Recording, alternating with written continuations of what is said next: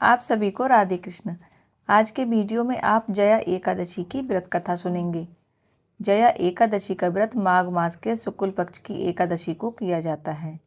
इस वर्ष 2024 में जया एकादशी का व्रत 20 फरवरी 2024 को किया जाएगा। जया एकादशी व्रत का पारण 21 फरवरी की सुबह 6:55 से 9:11 तक किया जाएगा। भगवान श्री हरि विष्णु जी का ध्यान करते हुए जया एकादशी की व्रत कथा शुरू करते हैं। धर्मराज युधिष्ठिर बोले कि हे भगवान, आपने माघ मास के कृष्ण पक्ष की तटतिला एकादशी का अत्यंत सुंदर वर्णन किया।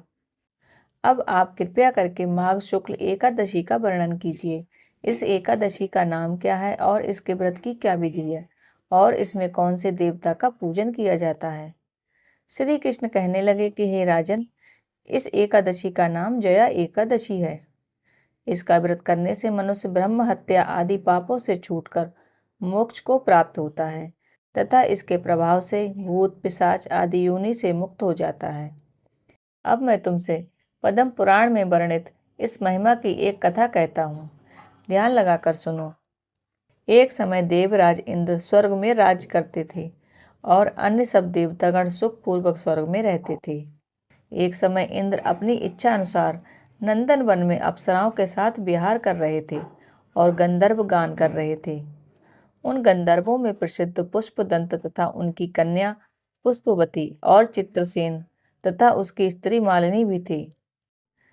पुष्पवती गंधर्व कन्या माल्यवान को देखकर उस पर मोहित हो गई और माल्यवान पर काम बाण चलाने लगी। उसने अपने रूप लावण्य और हाव भाव से माल्यवान को अपने वश में कर लिया। परस्पर एक दूसरे पर मोहित हो जाने के कारण उनका चित्त भ्रमित हो गया था। इनके ठीक प्रकार से ना गाने तथा ताल स्वर ठीक ना होने से इंद्र इनके प्रेम को समझ गया और उसने अपना अपमान समझकर उनको श्राप दे दिया। उसने कहा कि मूर्खों, तुमने मेरी आज्ञा का उल्लंघन किया है, इसलिए तुम्हें धिक्कार है। अब तुम दोनों स्त्री पुरुष के रूप में मृत्यु लोक में जाकर पिशाच रूप धारण करो और अपने कर्म का फल भोगो। इंद्र का ऐसा शाप सुनकर वह अत्यंत दुखी हुए और हिमालय पर्वत पर दुखपूर्वक अपना जीवन व्यतीत करने लगे। उन्हें गंध रस तथा स्पर्श आदि का कुछ भी ज्ञान नहीं था। वहां उनको महान दुख मिल रहे थे। उन्हें एक क्षण के लिए भी निद्रा नहीं आती थी। उस जगह अत्यंत शीतल था जिससे उनके रोम खड़े हो रहे थे और दांत शीत के मारे बजते रहते।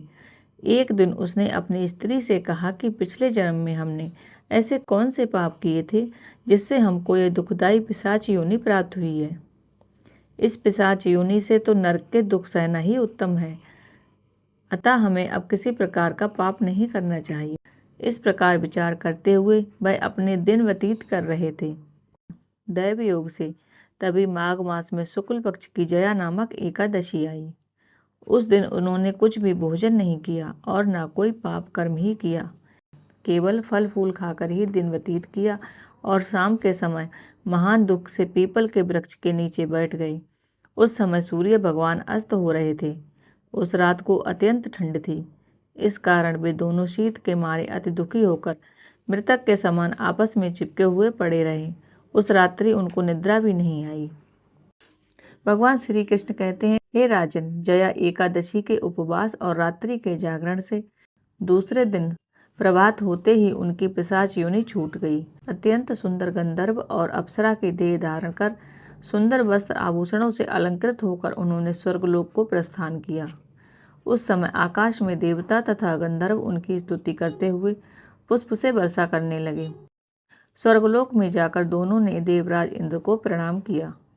इंद्र ने इनको पहले के रूप में देखकर अत्यंत आश्चर्यचकित होकर पूछा कि तुमने अपनी पिशाच योनि से किस प्रकार छुटकारा पाया, सो बतलाओ। माल्यवान बोले कि हे देवेंद्र, भगवान विष्णु की कृपा और जया एकादशी के व्रत के प्रभाव से हमारी पिशाच योनि छूट गई। तब इंद्र बोले कि हे माल्यवान, भगवान की कृपा और एकादशी के व्रत करने से न केवल तुम्हारी पिशाच योनि छूट गई, वरन हम लोगों के भी वंदनीय हो गए, क्योंकि विष्णु और शिव के भक्त हम लोगों के वंदनीय हैं, अतः आप धन्य हैं। श्री कृष्ण कहने लगे कि हे राजा युधिष्ठिर, इस जया एकादशी के व्रत से बुरी योनि छूट जाती है।